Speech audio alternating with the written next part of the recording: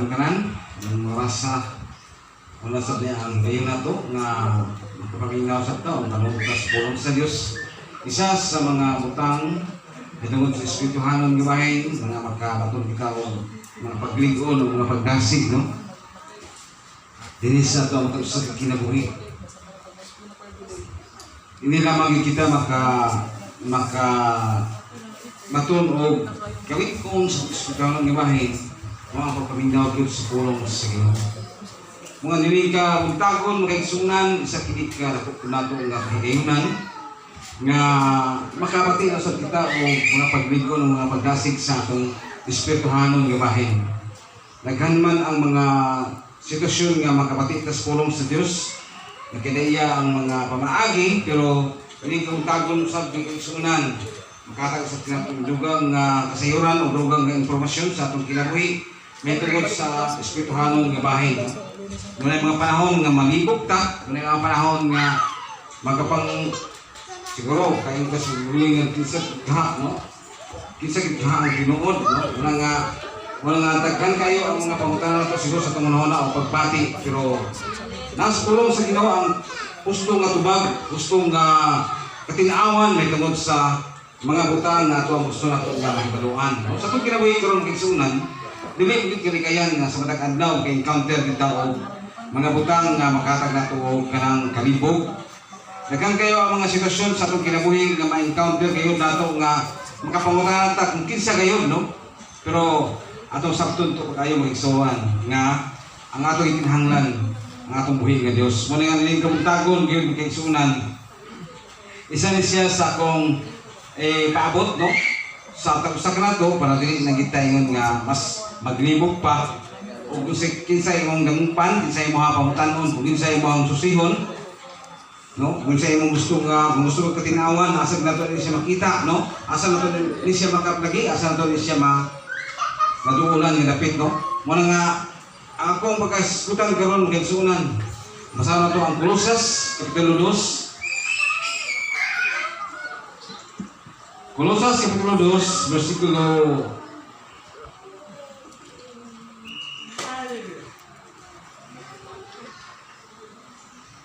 Kapitulo 2, versikulo 10, no? Namin bilang sulatan. Ako masahan na rin, masunod lamang kamo sa hilong. O gihatagan kamo higpit nga kinabuhi diha sa inyong pagkayo sa kaniya. Labaw siya sa tanang espirituhanong pangulo o autoridad. Nalay ko ikaw, mahanong langit nun, gining kahinan sa Ginoo nga mong paminawon ng mensahe Ginoo, among kining pagtunan o among kining pagkahisgutan tungod kindiha nining tanan Ginoo. Makadugang usab kini kanamo Ginoo kasayuran may tungod sa imong pagka-Dios sa among kinabuhi. Sa ikaw lamang o Dios among ginatuboy o ginapasalamatan sa kanunay tungod kay ikaw nailhan ka namo nga Dios kung may tuburan o may dinubdan o may tag-iya sa tanan o may ikaw ang among gikinahanglan sa kanunay sa karong orasa diha kini mo salig kanimo mula ang pinag-ispaharan ni Ginoong Hesus. Amen. Kini nga mensahe kay sunan ako isang the tema ini yung sa English pa nga he is all we need no sa Kolosas 2 kapitulo 10 versikulo 10 ngisgot diha no nga siya gayud ang ato ang gikinahanglan siya gayud ang ato ang dalampanan siya gayud ang ato ang nakaniya ang pagkamatarong nasab kaniya ang katubsanan sa ato ang mga kasalanan siya nagtubos kanato ikan sa atong pagkaulipon sa pagka makasala sa unang panahon no kumingon ka sa imong kagulingon apil o ako ato no nga naulipon ko sa sala na ang unang nga mga tao ikan sa pagpalansan ni Jesus Christ kailanman ka dispensasyon ang iagi no siguro magsugot sa 2,000 years ang edad sa kalibutan no after sayahang before siya o nana siya ng kalibutan ang padala samahan nini sa kalibutan sa song kinabuhi karon magigsunan naibalo tao sa purpose niya nga padala siya nini sa kalibutan naibalo ta kung siguro kung sa iyang katuyuan ni tanan no yung napulong sa Ginoo nga ang katawhan nini sa kalibutan sa pagsugod sa pagbuglan sa kalibutan ikan sa pagpadala samahan sa imong anak nasayop taniana nga putos gyud sa pagka makasala ang mga katawhan no tungod sa misupak sila no misupak sila sa kinagingon nga kabuton sa Dios. Kung ingon ta sa kubulingon mo, minut to kayo kung nagpadayon to sa panahon gikan sa panahon ni Adan nga gipadala nga nay dunay gihulagway ang kinabuhi, no?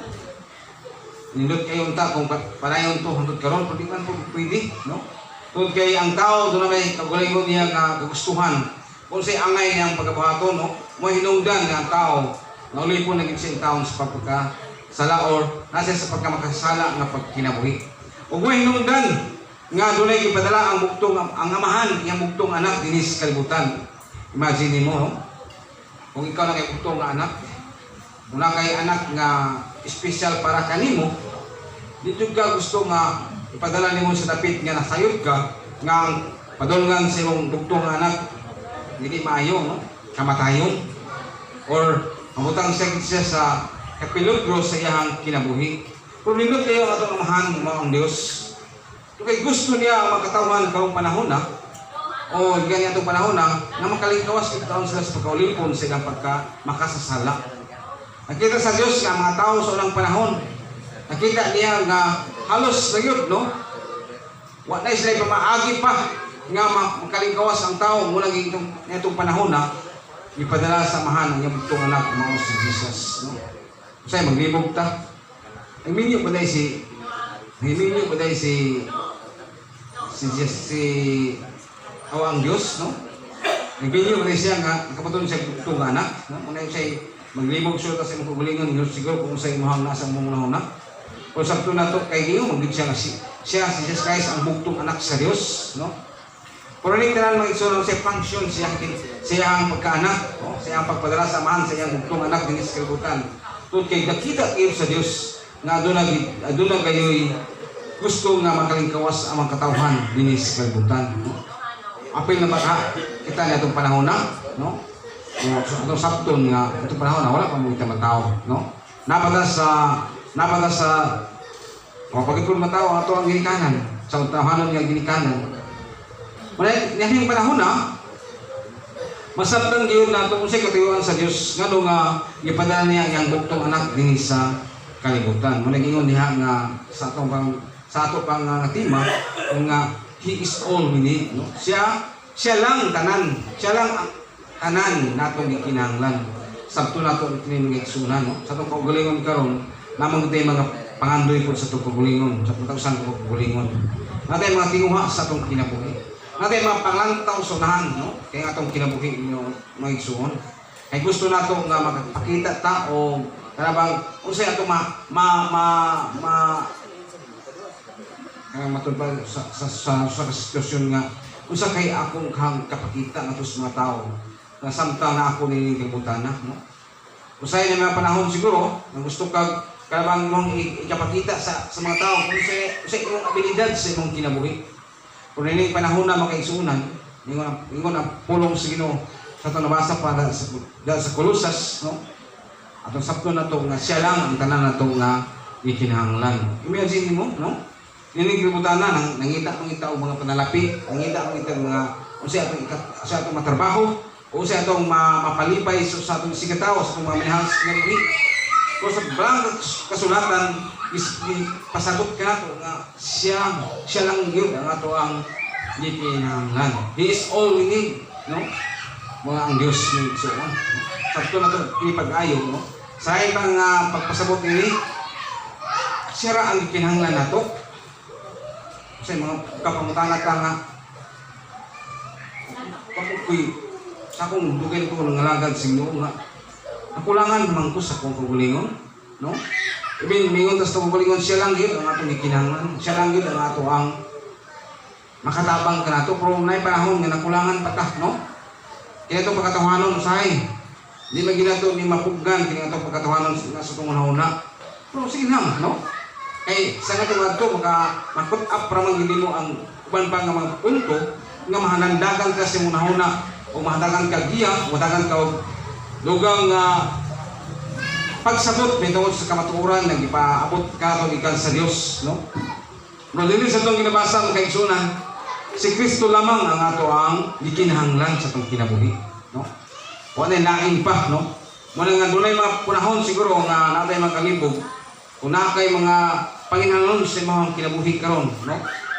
Wala hindi mong paggabuhaton, wala man gyud ang pagdangop sa Dios. Wala hinumduman nato ang kaisunan, ang Dios katong gilagaran, gamhanan siya. Kung nasayod siya sa tanan natong mga gikinahanglan o gibalo siya, nga kanang imong pagpanginahanglan o matagbo man na siya, dili kanya na ma-problema gyud niabot sa panahon, no? Karong mga panahon na doon lang kayo mga problema sa imong kaugalingon, doon lang kayo gusto kabuuton mo sa imong kaugalingon. Wala man yung kayo makaplagan nga matagbo na siya. Yang kalibutan nato naghamang pumaagi, no? Nung ko atong mga pila ka mga bulan diya sa cellphone doon ay offer na sa ako pakita yung palad. Ikaw na delikado ni. Kay palad ipakita man basin niya og kuanta ani basin niya nanaw na tong palad. Ho man tanang ang palad nimo may buot na naon niya, no? Kay sig ka magapos, diya ka ma-problema tungod kay ato naman yung kamutan-aw sa patanaw naman yung palad itagaan ka og kanang pamaagi nga ma-put up nimo ang mga planos kinabuhi. Mga di maayo nga ana nga bahin na matintag ko tungod kay na may pamaagi ang Dios pagsulbad sa atong mga problema. Anong diha man ko magpagapos sa anang klase sa mga panglantaw para sa imong kasiguruhan sa imong panghandoy sa kinabuhi. Wala kini hiyo na makaigsunan. Isa kini sa ako ang ikapaabot kanato, no? Ang ingon niya what ang nga unsa ang atong mga gikinahanglan, no? It is all we need, no? Ato pasabton ko dayon mga igsoon nga punto kini ingon diha nga our redemption is complete in Christ, no? Misgot ka redemption kay sunan sa may kuha ko ini nga punto misgot ka redemption, no? Nya iyo masadaya nga our redemption is complete in Christ, no? Kung basahon nato diha sa Romans 8:3, doon na tayo mabasa niya sa versikulo 3 sa Romans kapitulo 8, ang wala mahimo sa balaod tungod sa kabuyang sa tao, gihimo sa Dios, giugpan niya ang sala diha kiniya sa tao pinagis pagpadala sa iyang anak nga miadi ingon nga tao aron pag laglag sa sala, no? Ang ibaabot nato nga mensahe karon kay sunan unsa ang mahimo, no? Unsa ang gihimo sa Dios para mapatayag niya ang iyahang katiwan sa atong kinabuhi, no? Yung pa niya nga gitubos ta niya, no? Ikan sa pagkauli mo nato sa pagkamakasala. Nung duman nato na ang kaigsunan. Siguro lagan pa sa dulo, siguro wala pa kay katugkad kabahin ini, no? Pero doon ay mga punto, no? Ako, yun lang kung mudasig lang ko kung di ko manggaling pa ninyo ma-desisyonan o gusto, kung di ko manggaling ninyo gusto nga muna buhato nato sa kinabuhi. Kay sa atong kagalingon mga kaigsoon sa pagpangalagad sa signo namang ginato kiningingon ba nga spiritual baptism or water baptism kinahanglan ni sa ko pag matuod nga nailalom na jud ka sa pagtulunan o lalom jud ka sa pag-ut sa Ginoo, no? Sa atong kinabuhi karon mga kaigsunan daghan pa siguro ang ngayon para to nga masabtan o masayran sa pamaagi nga makabaton kita og kasiguruhan sa atong kinabuhi o sa atong espirituhan nga bahin, no? Nagkanang daw panahon na gyud nga matuban nila nga nangaraan na mga ko simba kayo sa simbahan. Nangaraan na mga ko nga nagsigig og duol, nagsigig og adto sa simbahan. Nagkanang nga mga panahon nga kung ihatag ang kagalingon ngadto sa Dios pilagis pagsimba kaniya. Pero daghan pa yung mga mensahe nga kulang pa na, no? Kasi ang imong angayan nga magabuhaton, no? Pero ang Biblia nagsulti na daan, no? Nagpasaysay na daan. Wala imong buhaton, dawatas Kristo ingon nga personal imong nga manluwas. Human niya na mag-bautismo ka sa tubig ng Espiritu, kung human niya na mahisakop ka na sa iyahang gingharinan. No, muna na itong pagkabuhaton sa karon sa itong kinabuhi, no? Atong mga tawhan pag ingon nga mag-bautismo sa tubig ng Espiritu, no? Gahintag panahon gyud para sure gyud nato ang ato ang kasiguruhan sa ato ang kinabuhi. Sayang pud kaayo, no? Nga sa taas nga panahon nagsigitag adto sa